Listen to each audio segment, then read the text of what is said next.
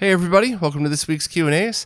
Much to many people's disappointments, I am still alive and still here. I'm still not 100% though, so please be gentle with me on this one. I'm probably not going to be as on top of things as I usually am, but I'm really looking forward to getting back into the swing of things. So let's jump in and check out the questions from, I guess, the past 2 weeks. Over on YouTube, Retron wants to know, when connecting JVS to a scaling and capture setup, are there similar concerns with power attenuation as there is with JAMA? I don't see as many Superguns for JVS and wasn't sure if that was a result of a somewhat more connectable interface or not. So I'm not 100% up on JVS stuff. I've never actually used one. I know a bunch of my friends do, so I usually defer to them for answers to these questions. But it's something that I want to get around to, because I do get a bunch of questions about JVS stuff, and I would kind of like to know for myself. So I might look to the forums, arcade forums and stuff like that for the answer to that question, just to be sure. And one of these days I'll get around to doing a good JVS video. Concerning Superguns, I noticed that the ones that are typically recommended are designed for a budget-oriented customer. Besides the Haas, are there other makers that are known to be reliable? Excuse me. So there's a bunch of good, reliable brands.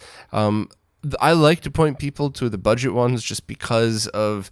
just to really squash that stigma of you need to spend $500 on a Supergun, because the truth is, and a lot of people get really pissed when I say this, a lot of those $500 Superguns over the years were absolute garbage, made with about $65 worth of parts, and the only reason that they sold them for that much is because they got the name or the reputation of being like a premium Supergun, but when you crack them open, they're terrible. And I've also seen mixed results. I've seen certain brands that people love, that people have shown me, proof that they're great, where I got one myself and it ran like crap, but maybe it was beat up, maybe something else was wrong with it.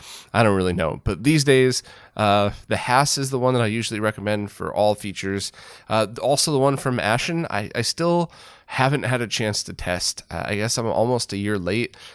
We had originally scheduled for me to test it last February, of 2020.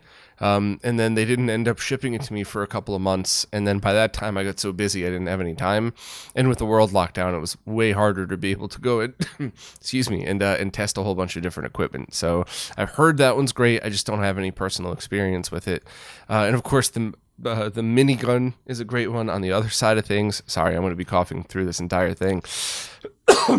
And also, there's a new one coming out soon that's more budget oriented, that has pretty much all the safety features you'd want, just no like crazy controller config features.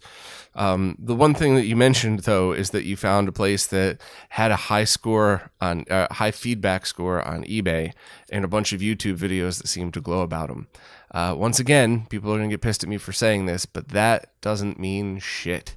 I cannot tell you how many garbage eBay sellers are out there with 1,000 positive feedback, 100% positive, and a bunch of people who want to do YouTube reviews, and they do a good unboxing with their fancy cameras, and then they hold it up to the camera and they plug it in and they say, "Isn't this great?" But they don't actually open it up.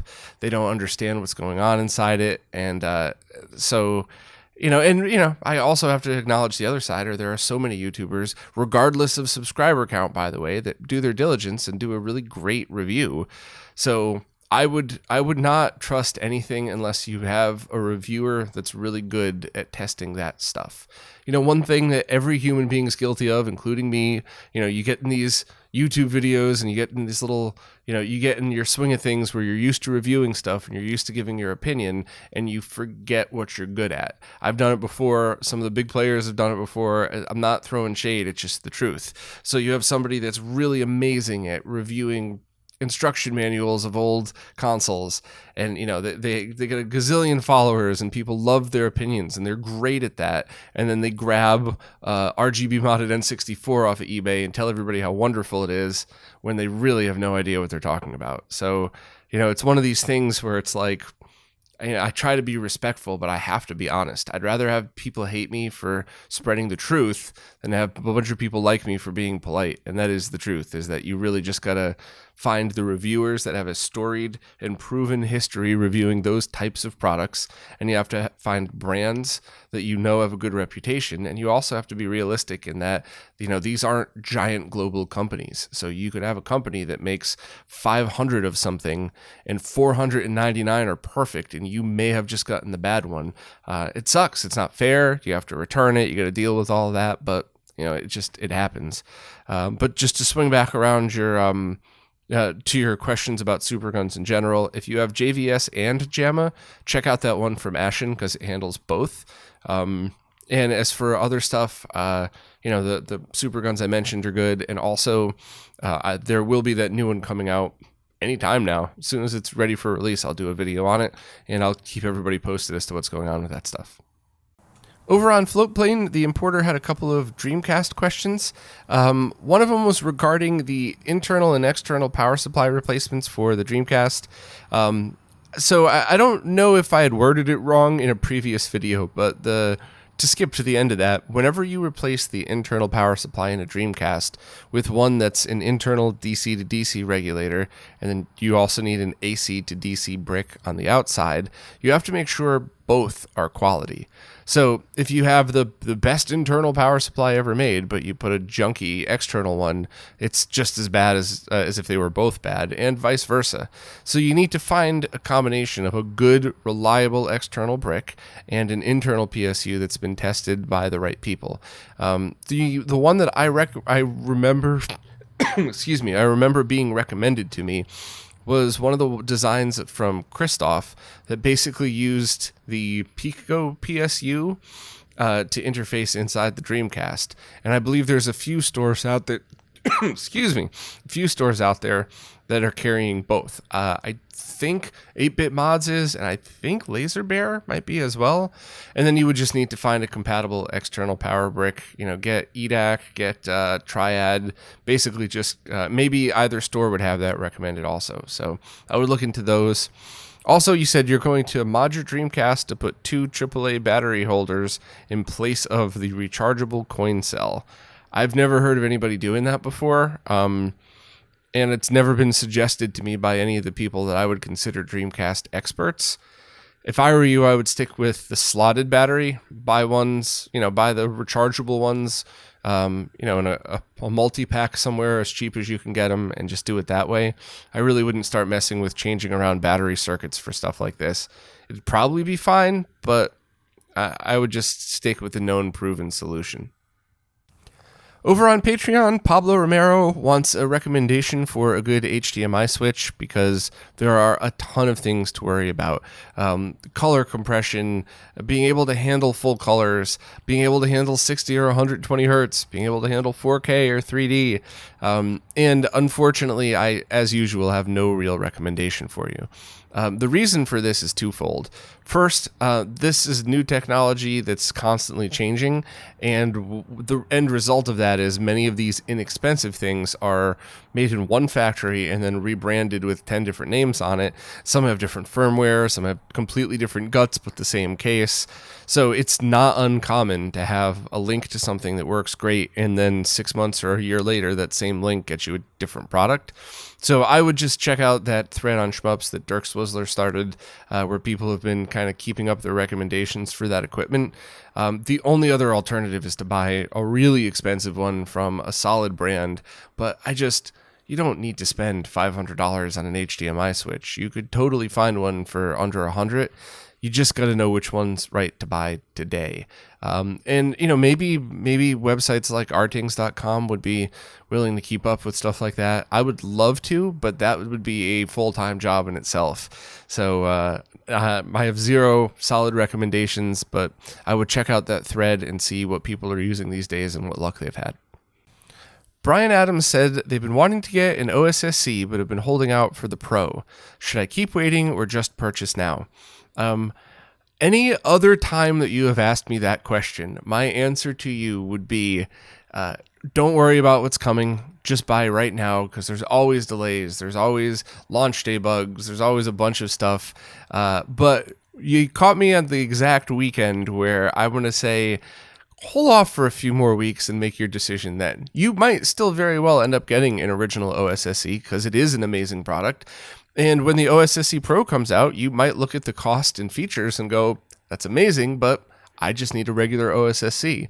You still might end up with one. It's still awesome. It always will be awesome. But just wait a few more weeks and base your decision on some of the new developments, let's just say. Darkstar7 wanted to chime in a bit about RF and composite video. They highly recommend you make sure that your electrical source is in good condition. Make sure you're on a well-grounded outlet and have power filtration. Yes, I agree 100%, but nobody who lives where I live will ever get RF looking good at all, period. Regardless of how good your power is, unless maybe you build a Faraday cage around it, and vice versa. If you're out in the middle of nowhere or like in these expo halls that are concrete where signals don't really leave the room, you're going to get a signal from RF that in many cases would look identical to composite video. So the environment does have a lot to do with it, but that's still a good suggestion. So I definitely wanted to reiterate your point. Also, the Darkstar 7 had some recommendations for shielded cables, but to be honest, if you're going to go through the troubles of doing all of this stuff, if picture quality really is something that's super important to you, always use shielded cables, no matter what. Darkstar also mentioned using RG6 good quality RF cables, and you could even adapt the ends of those to RCA. That's fine. Might be a little bit overkill for most. Just don't use crappy cables. And if interference bothers you, because not to go off on a rant here, but there is a difference, at least in my opinion, and I'm pretty sure this is fact, but there's a difference between interference from using a lesser quality analog signal on a CRT versus noise when you're scaling. And having a not as sharp full solution on a CRT, some people think it takes away from the experience, and that's fine, but it's the same game. There's no lag, there's no flickery, your eyes aren't going to hurt because there's some interference on the screen, especially if you grew up with CRTs, because that's just the way it was. Whereas there's a lot more detrimental effects to having crappy scaling solutions with unshielded cables on flat panels. So completely and totally agree with Darkstar. I just don't think you need to obsess about RF cable quality. I think really the environment is going to do a lot more damage than anything else. Our Old Games wanted to follow up about how to connect an MSX to a CRT. They wanted to clarify that they were using an MSX2 Plus, and then that has RGB output, but they were required to use an Kenzie adapter in order to get it to work with a SCART switch. So I don't know anything about the MSX. I don't know if that means it outputs RGB HV over a D sub connector, but 15 kilohertz, or not. But basically, whenever you have a 15 kilohertz signal going to a 15 kilohertz TV, the only thing you might ever need to do is sync combining or sync splitting. And there's a bunch of different devices that would allow that to happen. So, excuse my complete and total ignorance. I will get around to doing some MSX testing as soon as I can. I do love old computers too. There's just not enough hours in the day.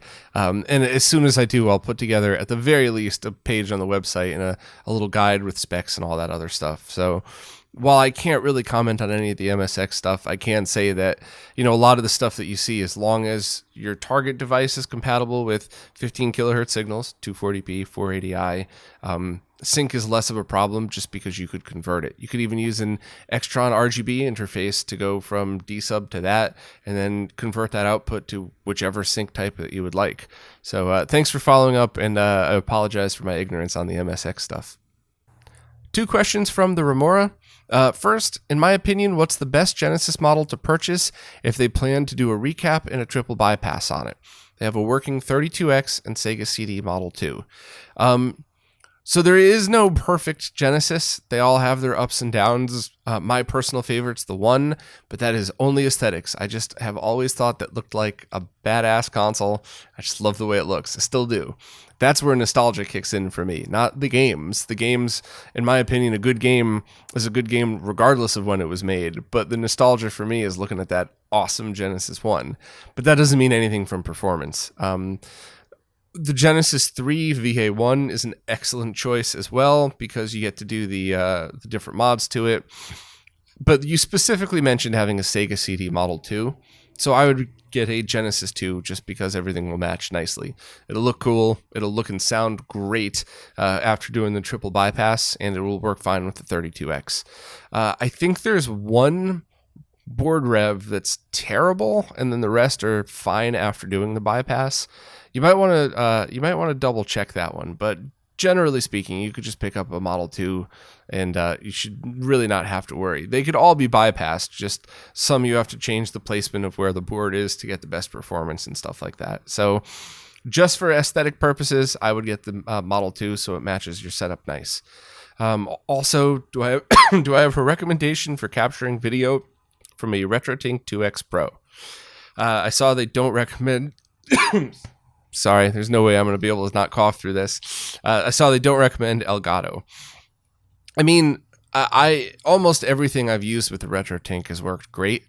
My suggestion would be maybe look into one of those. Depending on what you want to do, get the cheapest. So check out those. Epos Fox did a few videos on the Cant links. They're the Elgato Camlink clones, and they should take 480p no problem. I have one that I used once for like 5 minutes, and it seemed to work fine. But I would really just kind of go with a cheaper solution. If you know that you need a good solution, any of the modern premium brands other than Elgato should be fine. And even the newest Elgatos should be okay. I don't like them. I haven't had really good luck with anything other than the Camlink, which is what I use to record these. And through a camera, the Camlink has been awesome. But anybody that watched that disastrous Dreamcast stream I did with Destiny knows that the Camlinks don't like video games, especially not the Dreamcast. So, yeah, but I would basically either go for the cheapest one you could find, run it in 480p, and let OBS do the scaling, or get one of the newer prosumer, I guess is probably the best way to describe them. So not $1,000, but you'll probably drop $200 on it, and that should be great, and it should give you the best performance. But I always like to tell people to start with the cheapest because you don't really need to spend a ton of money to have a good streaming experience. Because at the end of the day, you're sharing your streams with other people, unless you're really doing stuff like side-by-side comparisons or getting footage while you're streaming, recording footage to do other archival use and stuff like that. You don't really need the best of the best to have a great time streaming. DW623 wanted to re-ask a question that I screwed up a couple weeks ago. I wasn't sick then, so I have no excuse other than just sheer stupidity. My bad. But the problem is, I think I confused composite and component, which is a problem I do all the time, especially when I throw in all of these acronyms that we say. It's very easy to reverse those two. So I believe now what the question is, how come they can connect PlayStation 2, GameCube, Xbox, and Dreamcast via composite to their flat panel LCD, and it looks really muddy, but when they connect their Wii, it looks pretty decent in composite video. What is it about the Wii that makes it better for composite? And my honest answer is I have no clue, and it's certainly not. That's certainly not what I've found at all.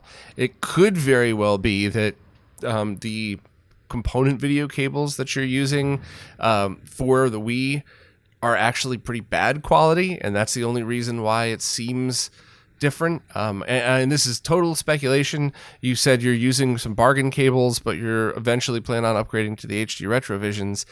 I think what might maybe be happening is that you're comparing composite and component on the Wii in your head, and not so much the differences between the other stuff, because, and it could be that the Wii games you're playing are brighter. There could be a bunch of different things, but I have a feeling if you got some HD Retrovision cables on a good quality Wii, especially one of the later ones that outputs the sharper video, I think you'd start to notice a bigger difference in quality.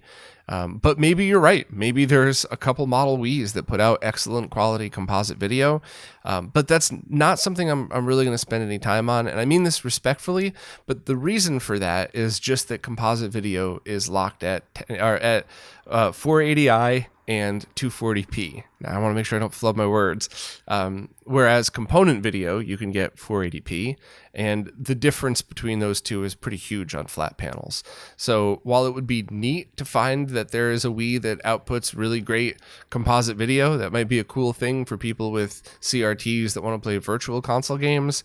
For me personally, I would always recommend good quality shielded cables in 480p when using your Wii on flat panels. I just think a lot of Wii games look really great. Like, I was just playing the original Mario Kart a couple months ago, just kind of wanting for fun. I played the Wii version, the Wii U version, and then played it on the Switch. It was the same as the Switch and Wii U are the same pretty much, but I just kind of wanted to see the difference between that and the original Wii in 480p. Still looks really good. So certainly something to think about. But yeah, sorry for flubbing the question, and my honest answer is I don't know.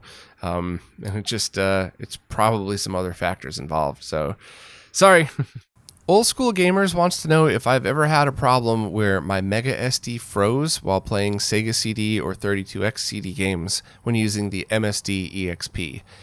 The most that I'd ever played with that expansion adapter was with the Stream with Beast, and I don't think it froze once. For anybody unaware, that's the adapter that plugs into the side of a Genesis 1 or 2 that allows you to plug the Mega SD into it to run CD games from the side slot. This is the only way to play 32X CD games if you have a 32X connected. And we played each game for not a long time, not hours each game, but we played each for at least 5-10 minutes. And it never once froze. So, I would probably contact Mobius and see maybe he's had it. Maybe there was an issue with one or two. It could be your Genesis. Maybe use some isopropyl and a Q-tip and clean that expansion slot. I would treat it the same as a cartridge: isopropyl and a Q-tip, then a pink pencil eraser, and then isopropyl and a Q-tip again, and then plug it in and see if that's the issue. I know over the years I've definitely seen Genesis consoles where I open it up, and those aren't hard gold. They're not the best quality pins on the side because they didn't need to be. That's not something that was plugged in, many times a day. That's usually something that you plug into your Sega CD, you leave it, and then you never take it out. So, and even with the expansion adapter, you could leave that plugged in even if your Mega SD isn't plugged into it.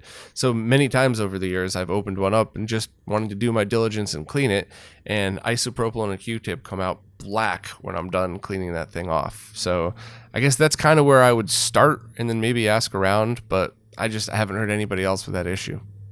Schwink wanted to follow up on the question about their Nintendo 64 displaying a green screen on boot up. It only happens on their CRT, which is a flat screen Toshiba 20A F41, using either a Shield S-Video or a composite cable. They don't encounter this issue when playing on their Sony 4K TV using a RetroTink 2X Classic. Once again, the green screen only shows up on boot up and disappears once the game starts up. I have no clue. I'm sorry about that, Schwink. Has anybody else heard that one before? I would love to hear an explanation for that, but I got nothing. If it doesn't do it on any other console through the same inputs and the same cable, like if you plug it in your SNES, would it do that?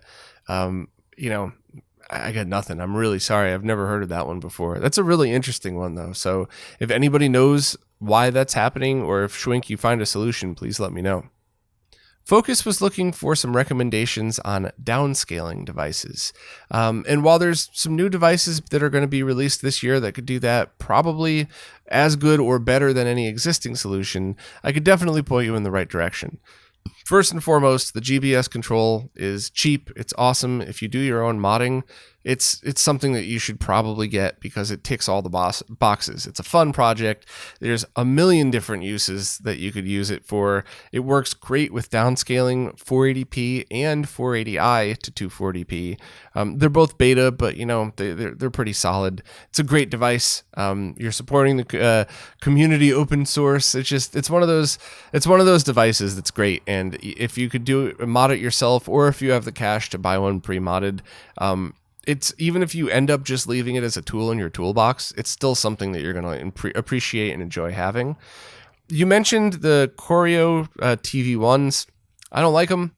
With especially respect to Doherty, who spent all of that time making those guides. An amazing donation to the retro gaming community. They got over 2 frames of lag. They're hard to use. I don't like them. It's personal preference, though. I mean, there's plenty of people out there that love those things. Too much lag for me and too hard to use. And when I say too hard to use, any nerd could figure it out, but you're supposed to spend your time playing games, not configuring boxes. So definitely not a recommendation. The iScan HD Plus, I heard, works okay. I've never been able to test that particular model. The only downscaler that's a dedicated box that I've always loved is the Correct Model Super Emotia. They work awesome. They got about a frame of lag, but it's expensive, and the GBSC does just as good a job, and the new solutions coming out are going to probably do a much better job. So overall, I would just say, if you want something right now, get the GBSC, because if you end up getting something else, you're still going to use that for other stuff. And if you don't mind waiting, just hang out a bit and check out the new options coming out. I think you'll be pretty impressed with what they have to offer. Lily Larceny wanted to know if some of the features of the PS1 Digital MemCard Pro X-Station combo will also be applied to the mode at some point. And those are things like individual saves per game for PS1 Digital settings. I believe even with the MemCard Pro saving automatically per game. And I believe that they're working on that. I'm definitely a fan of the X-Station for the PlayStation 1, but I know a lot of people have bought the mode for it, and I know a lot of people are probably excited about that. So I think they are working on that. I just don't know if there's a timetable for that. So if you haven't purchased yet, and those are features important to you, get the X-Station. If you've already purchased the mode, it's a great device. No, not a single bad thing to say about it, other than you're probably going to have to wait a while for updates to come for those extra features to support it. But sorry, but they should be available at some point. Jerry had a question about how forcing 480p works on consoles like the Dreamcast or GameCube, or I guess even PS2, depending. And the short version is that when you use software like that to force 480p modes, it's one of two things. It was either a game that already natively supported 480p, you just maybe needed a button combination, and now that bypasses it. That's certainly the case for a lot of PS2 and Dreamcast and GameCube games. And other times, force 480p is a way to just tell the console to render it in 480p instead. So they're all native 480p at that point. You're getting a true experience, not a deinterlace. How that works and how that's able to be done is different for each console, mostly, and my brain's not working well enough to go deep into it, and I'd probably make mistakes anyway. So I think the real importance of your question is you want to know if forcing 480p is deinterlacing or running it in a native progressive scan, and in all of these cases, it's going to be a native progressive scan. The only caveat to that, of course, is if you're using like a GC video solution and you have everything run in its original resolution, but you're still getting 480p out. But that's a GC video question. That's not what you're talking about with Swiss. So yeah, all of those solutions are awesome, and if the games that you that you play are compatible, they're going to look great. Eric Fortmeyer had a Mr. Cade question. They have a TriSync arcade monitor that they just acquired for their Sega Blast City cabinet, which accepts 15 kHz and 31 kHz. Do I know if the Mr. Cade is able to sync okay with a monitor like this? If it could accept a JAMA signal, then yes, absolutely. If you have to do some conversion, same as any arcade board, then you might want to look into different solutions and see which fits your setup best. So if you already have it set up with a JAMA harness so that you could just plug in regular boards, Mr. Cade should be perfect. If there's different connectors on there, and this is going to be your main way of connecting anything to that arcade cabinet, you might just want to look into, in general, what's the best way. Do you get a manual controls to USB conversion and then also do a video conversion? Do you do some kind of JAMA conversion? It's really going to depend on your full setup. But basically, with the Mr. Cade, just treat it as if it were any fully JAMA compliant device, and it would be the same as that. Victor is Perfect said they recently revamped their setup to better incorporate some CRTs and some old computers they've added to it. They want to be able to use their VGA monitor with their RGBS 240p 480i systems, and it seems like the GBS Control is probably the best option to transcode the signal until they decide to upgrade to a multi-sync VGA monitor. The question is concerning the Extron crosspoint outputting RGBS to the GBS Control. They need to know if they need to put a 470 ohm resistor on the sync line or if the GBS Control could just handle the higher sync. GBS Control can handle basic TTL level syncs, so you should be able to just go directly from your Extron crosspoint right into that using a BNC to VGA cable, and you shouldn't have any issues. Now, I have seen VGA input get a little weird on that before. I've had scenarios where component input worked better, but that's not a voltage thing. That's just some of those cheap boxes. Because remember, GBS Control is an amazing software solution that enhances a kind of crappy piece of hardware. So there is a chance that you could buy one of these $18, $15 devices and end up getting getting one that's a little more temperamental than the other. But I would just go for it and see what happens, because you should most likely be fine in that scenario. Couple of questions from Jason Guffey. First, they'd like to know how to use GBS Control to take 480p content and downscale it to 15 kilohertz to an S-Video monitor. I would get one of these LinuxBot 3000 RGB to NTSC converters, and I would probably even try one of these couplers, because the shorter the cable, the better, and just plug that directly into the back of the GBS-C. I'm not sure how the power connector would work, if that's going to get in the way or not, but I would try that first and see, and then you would get the output of S-Video. Remember that composite video is probably not going to work, but S-Video almost certainly will, and that should be it. You should be able to go 480p in to 240p out, and then that would be S-Video. I can't remember if I've tried that. I'm pretty sure I have, because I took some readings, lag readings and stuff, and it seemed to work okay. Next, they happened upon an estate sale with a bunch of professional AV goodies, and one of them was a sync stabilizer that takes composite or S-Video and has outputs for both. Is this actually for video signals or just for a composite Luma sync? I don't know. There's a million different reasons that those devices were made, and none of them were video games. So, to be honest, if you wanted to mess with it for a bunch of different reasons to play with, fine, but I really wouldn't count on any of that stuff helping any of the video game issues that you have. And also remember that, video signals are going to be slightly different than signals coming from consoles. Probably won't make a difference in this scenario, but I don't know. I wouldn't start throwing in equipment that you didn't need unless you had a very specific reason for it. You mentioned, could it just be to extend long cable runs? Probably. That's one of the main uses of stuff like that. And lastly, if I'm trying to splice my own generic RGB cables, such as VGA or SCART, am I running the risk of damaging my stuff? Yeah, absolutely. 100%. And when I say this, I don't say this to you directly. I say this to everybody listening, and that, these RGB SCART cables that we use, almost all of them have specific components in them designed for that exact console that it's being plugged into. So unless you really understand exactly how each cable is meant to be built, where the components need to go in the cable, you're going to end up spending a lot of time and a lot of effort making your own cables that might not even work that well, or depending on if you forget to put a resistor on a sync line, for example, could be dangerous. So while I would never discourage anybody from wanting to do their own projects, I just want to make sure everybody knows that the risk is real. It's not like making your own composite video cable by taking an RF cable and putting, RCA connectors on each end, like was mentioned before. That's a fairly safe mod to do. Worst comes to worst, you short ground to signal, and that's, you'll know it right away, so you could just unplug it and fix it. It's not the same with stuff like this. So I would just, if you really want to do that, you got to truly understand what you're doing, and it might be better to buy converters and other things to accomplish whatever your goals are. Jordan Chaston said, Console 5 sells a glass replacement lens for the Sega Nomad, but it doesn't fit some models which have a smaller size opening, and Console 5 has a note that says to sand down the glass lens to make it fit.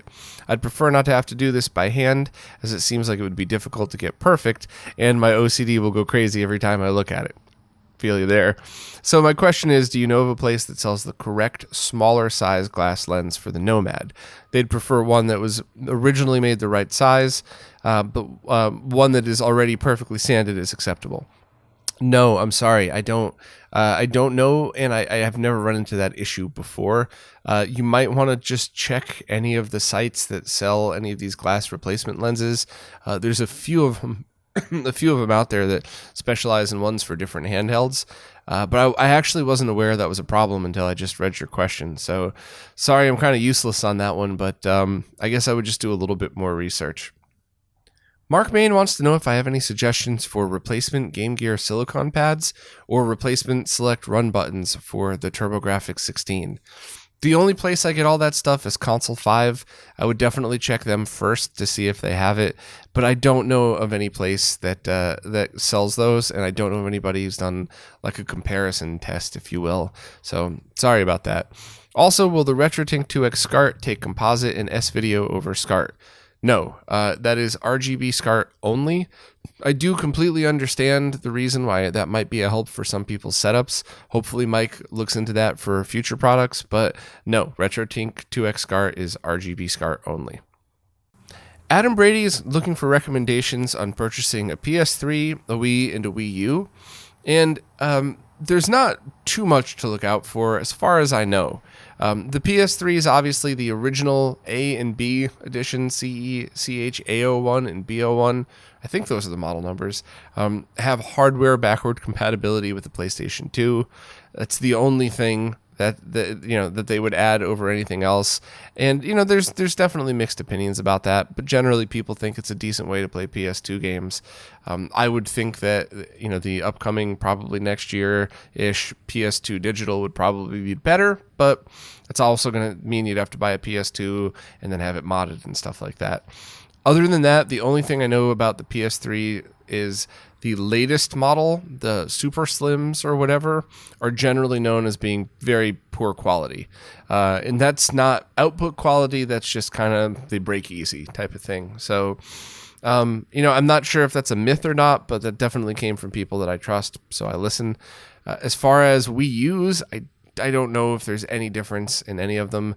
I haven't really paid too much attention, although I definitely should. So if anybody knows anything, please post below.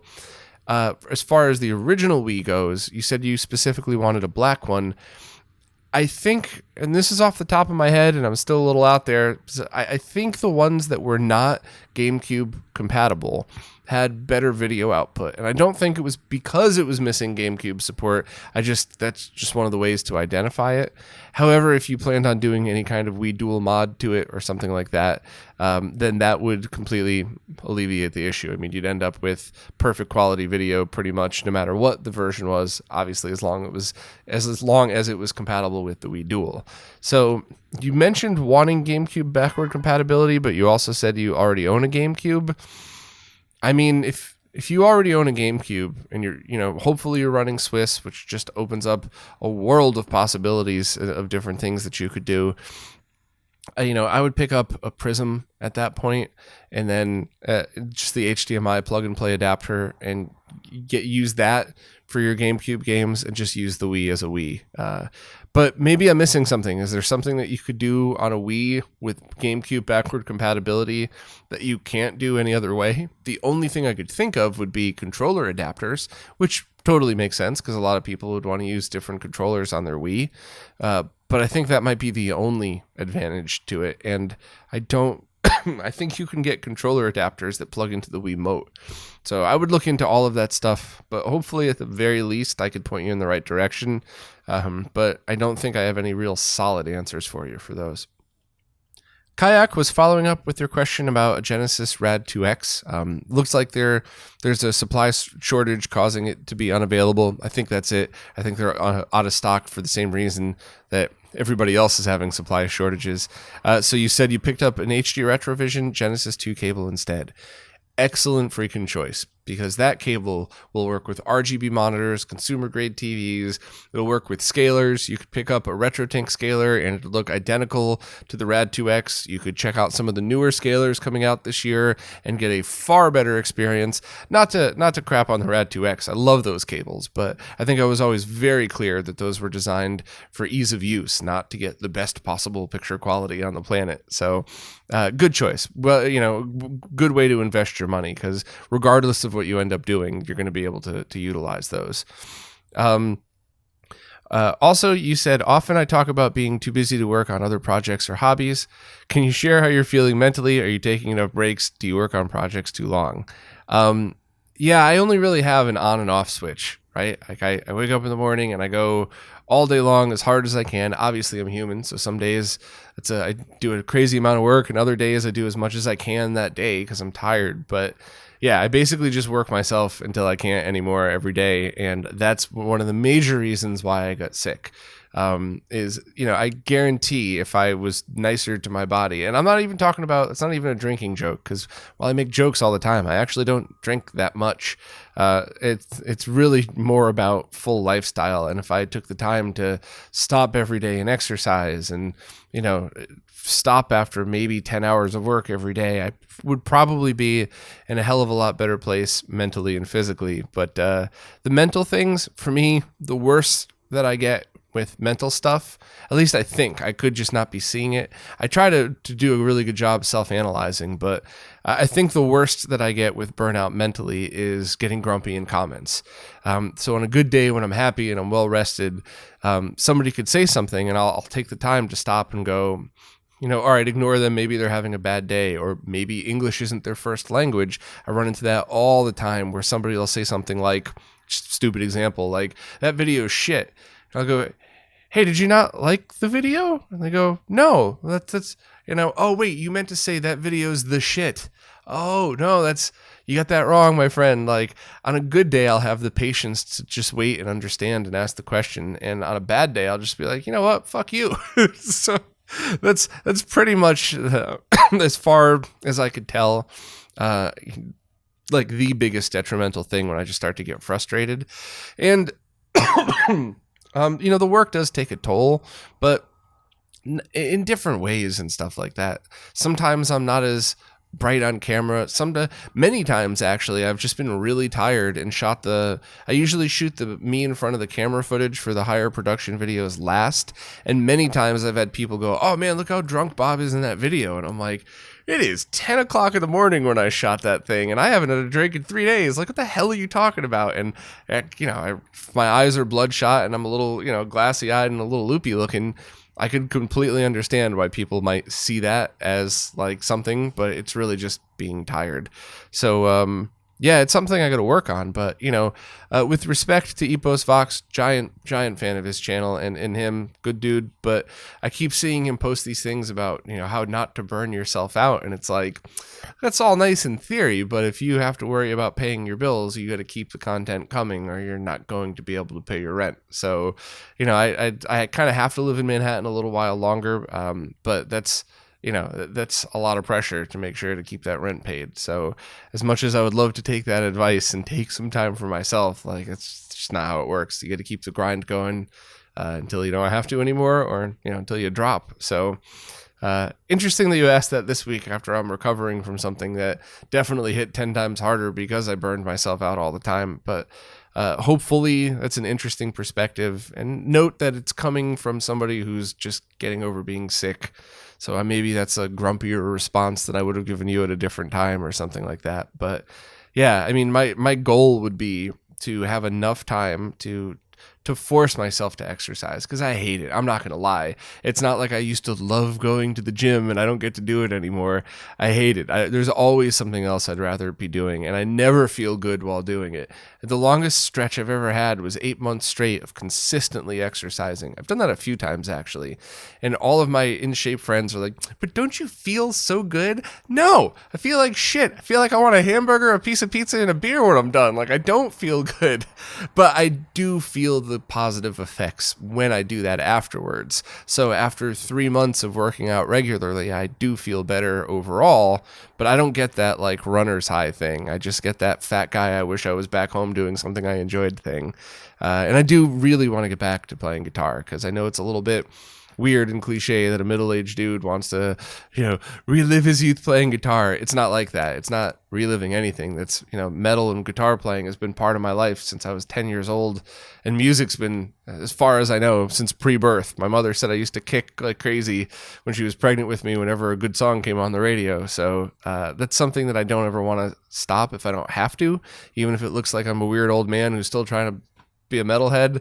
I'm fine with that. I'm weird. I'll embrace that. But that's something I really wish I had more time to work on. And I now, especially after all these years of playing and all of the years of flaky and horrible musicians, no offense, I finally have a group of friends that are both ridiculously talented and not flaky at all, like actual professional adults.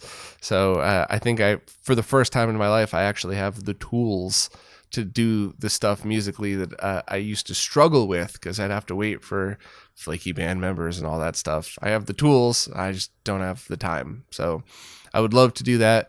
And I'd also love to figure out a way to do that with more people. Like, I don't know how all of this stuff works, and every time I ask one person, I get a different answer. But I'd love to start just doing random streams where, like, I just jam to old songs or something like that. I'm getting my chops back up, especially now after not touching a guitar for 3 weeks because I was sick. So I was just like, I'd love to do fun stuff like that if 3 people in the world care about, that's cool. I don't want to look to be a YouTuber or Twitch guitar star. I just want to enjoy my hobbies with other people who also enjoy them and have fun with it. So yeah, I probably answered way too long, but you kind of got me on an interesting day to ask that question, or at least to read that question. You asked it a week ago. So thank you, Kayak. Interesting questions, and good luck with your HD RetroVision cables, because you certainly got good choices with those now. Noah has a general question about ODEs. They read and personally experienced the audio from products that replace an entire unit of hardware can have audio that differs from original hardware and discs. I'm curious if this applies to ODE mod kits that are installed in original hardware like Satiator, Fenrir, Xstation, GC Loader, or do all of the audio relevant parts of the process stay intact with those installed? Any chance MD Fourier analysis has been performed, or is there truly no reason to test? Well, first and foremost, Noah, there is always a reason to test. Even if you know that there is an answer, we are nerds and we should always test and always question. That whole saying, science question everything, I always thought that was awesome. Unfortunately, so many people in science and technology don't go by that, but yeah. And I think that's why stuff like MD Fourier is so amazing, because it takes the guesswork out of all of that. However, I think when you're talking about a gaming experience, you don't have to worry about that so much, especially if you're going all digital. So GameCube with a GC loader going through a Prism or a Carby digitally out, because the signal is going to be changing less than when you're using analog equipment. But I do really hope that MD Fourier gets ported to all of those, and that we get to verify exactly your question. Because you never know. There could be something on the ODE that accidentally changes the signal, that does something to it. And I would love to know the difference. So I guess my general answer is I think we're fine. But I think the more chance of a difference is something like the Mega EverDrive Pro or Mega SD, because you're emulating chips that actually process the things on the Sega CD, whereas stuff like a GC loader, you're just emulating the disk drive. But I would love to actually go back and check one day. So while there isn't an MD4EA for that stuff yet, hopefully there will be. And not only would that be good just to double check ODEs, but you could also double check different revisions of those consoles as well. So I don't know if there's plans for any of those, but I'll keep everybody in the loop, and I do hope that it does happen. Alex S. was hoping I could clear up some confusion around upscaling. When gaming on a 4K screen, what's the benefit of upscaling, say, a 480p signal to 720 or 1080p before the signal gets to the screen? Why might someone prefer that over just letting the TV upscale the 480p signal? The answer is both very easy and very complicated. The easy answer is just simply that certain TVs scale better than other TVs. And the really good example of this is games with 2D graphics. So you have a video game from the analog TV era that's a 2D, anything that's not a 3D game, basically. It will always benefit from the sharpest scaling possible. And TVs only really do soft scaling. So if you send it a 480p signal that's sharp, that gets soft scaled to 4K. And then if you would instead send it a sharp 1080p or 1200p or 1440p, whichever setting you want, but basically you already have it more than half or half the way scaled to the target resolution sharp. So then the remainder of the scaling isn't going to be as noticeable of a soft difference. This does work to people's advantages, because I do think things like the Dreamcast. I think the first time I experienced this was Dreamcast, but with the DC HDMI, if you set it to 960p mode, you have a sharp scale that's doubled, and it doesn't quite look right for 3D graphics games. But then your 4K TV soft scales that to 4K.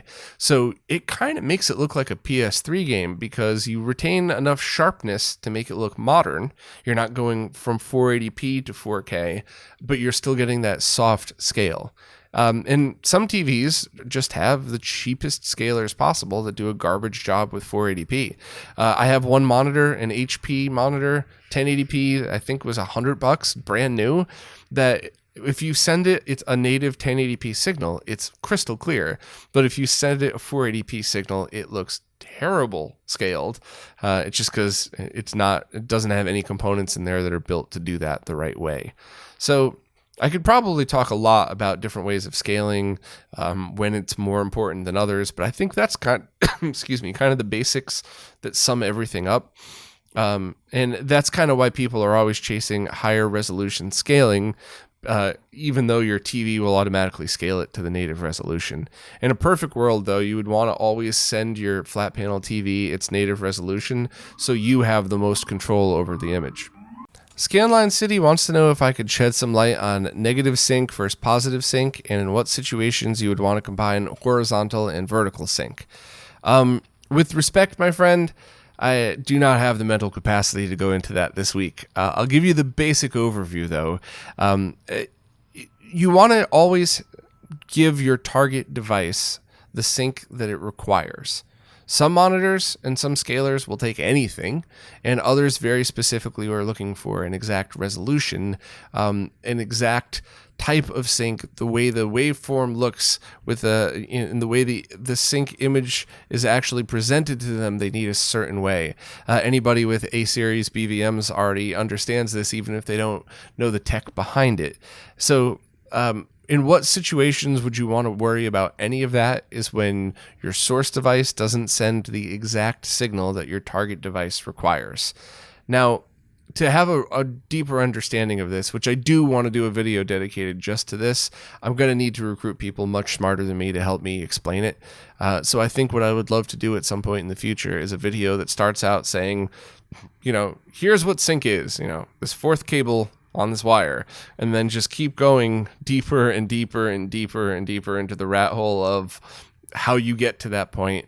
So that way people that are just getting started, that just want to know how to connect their consoles, could watch the first 3 minutes of the video, and people who wanted a deeper understanding could watch, the middle 5 minutes, and then people who want to design their own equipment could watch the last 5 minutes, which I probably won't even be able to grasp other than just barely. So sorry, I don't have a better answer for you this week, but I don't want to waste your time just word vomiting something out. I want to make sure to get it right and do a good job. So I'd rather just give you a generalization like I just did, and then go back and do a really good video on that.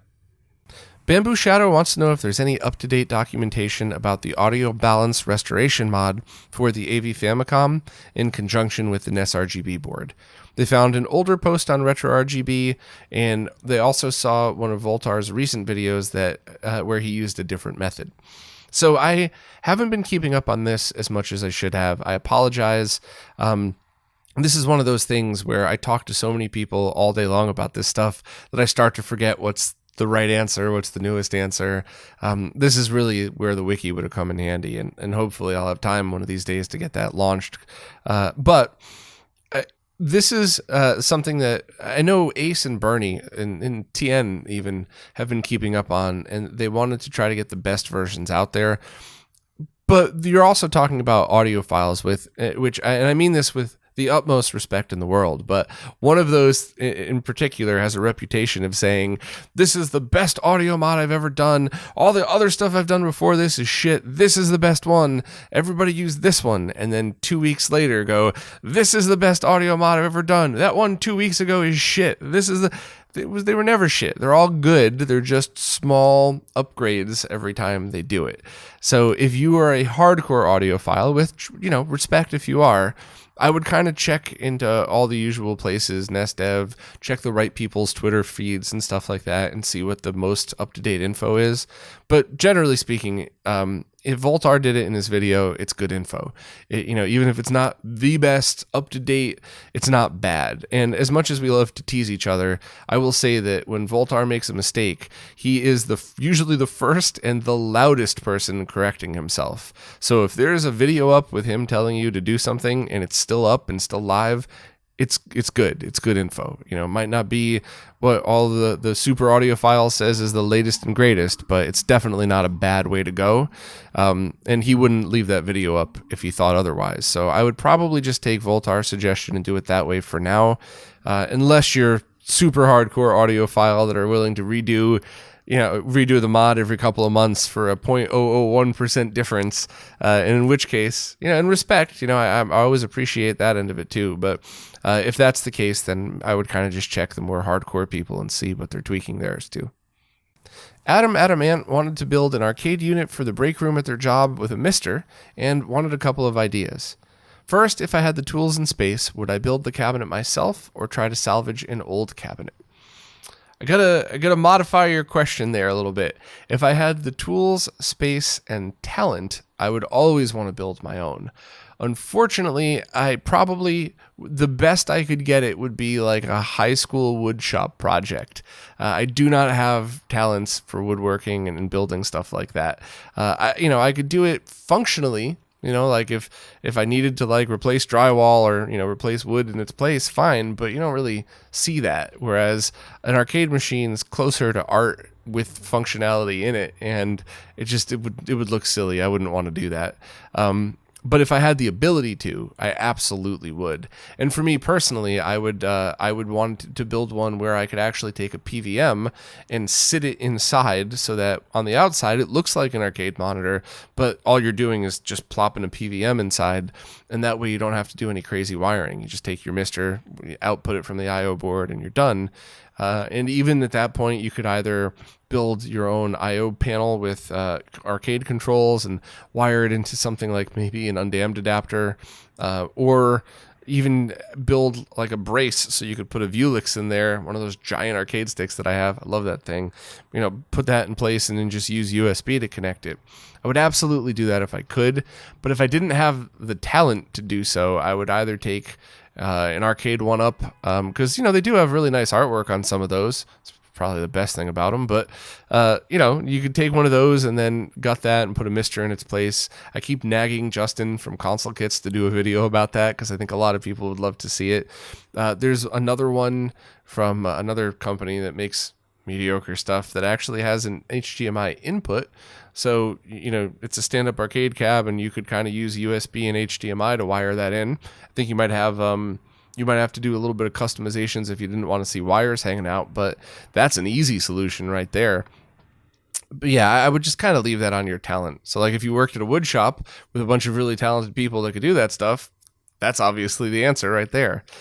Second, what are your thoughts on 1-to-1 monitors for 4x3 games? I want to use a flat panel, and 4x3 flat panels are small. 1-to-1 flat panels are becoming popular with CAD designers and are growing in size. I don't really have any thoughts on that. I've seen so many people take a low lag, cheap 16:9 monitor and build a bezel where you never know that it's 16:9. It looks like 4x3. That crappy HP monitor I always talk about that I spent $100 on new has like 1.8 frames of lag in the top left, and it's like I think it's total of three milliseconds, not frames. Sorry. Still a little loopy here. I hope I said milliseconds. If I said frames, that was wrong. That cheap HP monitor I have has like 1.8 milliseconds of lag at the top left. I mean, in the total overall, it's like 3 milliseconds. It's pretty much a zero lag monitor for all intents and purposes. So I would really worry more about the total overall performance than anything else like that. So I personally couldn't care if it was 4x3 or 16:9 as long as somebody built a nice bezel to make it look right. So that's just my opinion, though. I know a lot of people that would rather hunt down those 4x3 or even the 5x4 panels and just build another bezel around that as well. But unless you're looking for something super compact that it couldn't take the extra width of a widescreen monitor, that would be the last thing on my mind. It would be lag first, and then it would be black levels and motion blur second. And of course, you're not going to get something perfect unless you're spending $1,000. But you could go to the store, go to Best Buy or something, and look at 4 monitors, and you could see right away if there's one that's worse than the other. So. But that's definitely how I would base it off on. Just my opinion, though, and it sounds like an awesome project either way. Zed wants to know if work is still continuing on the SCART to DVI and Comp to DVI. It has been a couple of bumps in the road, but I'll kind of give you the short version and then elaborate a little bit more. So first of all, they're both called SCART Cleaner and Comp Cleaner now. I'll go into that in a minute. Matt from Insurrection Industries said that he was going to do another run of the SCART Cleaners, and those should be available hopefully soon. And for anybody that's unaware of what these devices are, they're devices with low-pass filters and sync strippers on them, designed for people who want to do a direct RGB capture or component video capture of original consoles, and they want to do a 1-to-1 capture of the original. Now, most people do not want to do this. Most people would rather greatly benefit from a RetroTank and a cheap capture card, or an OSSC and one of the really good capture cards that doesn't compress colors at high resolutions. This is very specifically for people who just want original 1-to-1 captures. I find them to be really, really helpful with content creation, video comparisons, and stuff like that. But in many of those cases, it's just not the best for everybody, which is why, Matt didn't make a million of them. That's why they went out of stock after a while. And that's totally cool. It's really great that Matt was able to stock those, knowing that they're a very niche product. But version 2, I wanted to address a few things. First of all, I wanted to make it less of a niche product by adding at least 1 or 2 more features so that more people could take advantage of the box, not just people with data path visions. Now, even that said, it's still a device that's going to be utterly useless to most people, but there's probably 5 or 6 different scenarios, including basically just interfacing old PCs to flat panel monitors, nothing else. There's a bunch of different reasons why people might want to use these when basically going from analog to digital, whether it's capture or direct to a flat panel, whatever else. So I wanted to add all of that, but also with the cost of everything skyrocketing in the past year or two, I wanted to make sure that it had maybe even one more sync-related feature on there, because if the box ended up costing $75, it's like, why the heck wouldn't I get an OSSC or something else? And I mean, anybody doing direct capture knows why you would not want that for your needs, but I just wanted to make sure that there was enough features to justify any extra cost that we added. And adding a couple of extra features would add like $3 cost. The cost would be incurred with RCA connectors, jacks, SCART connectors, the stuff that you don't think would be expensive is really expensive these days.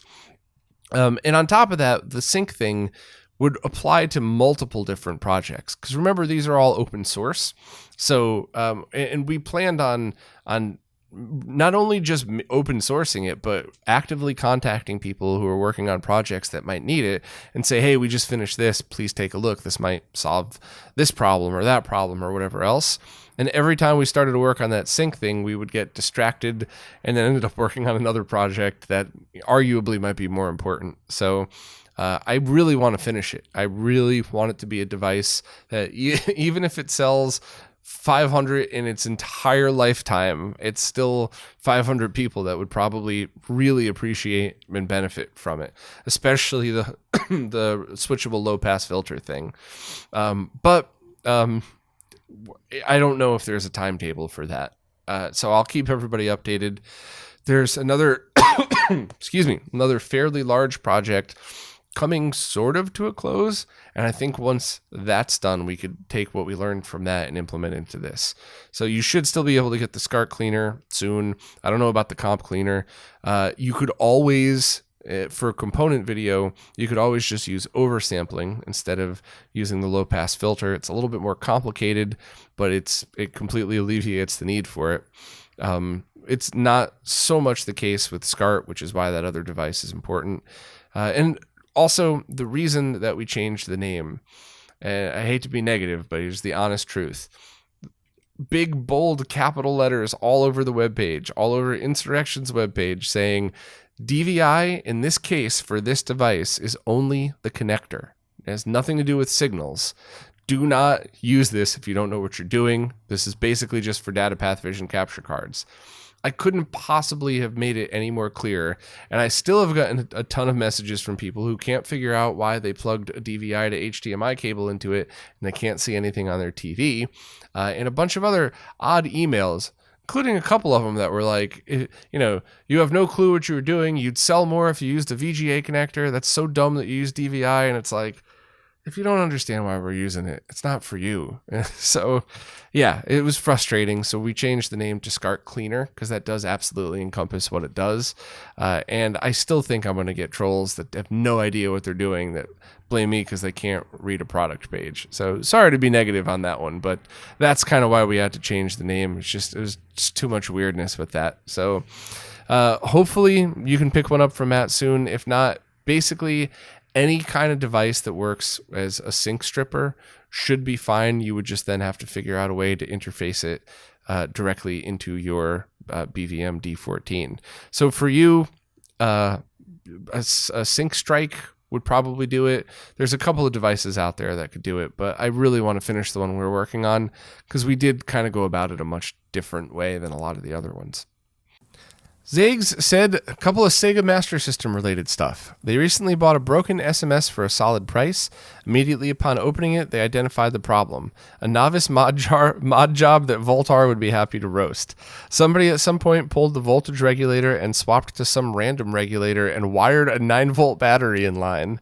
How common of a mod was this? I've never heard of that in my entire life. Please, if you're on any social media, please post pictures of that.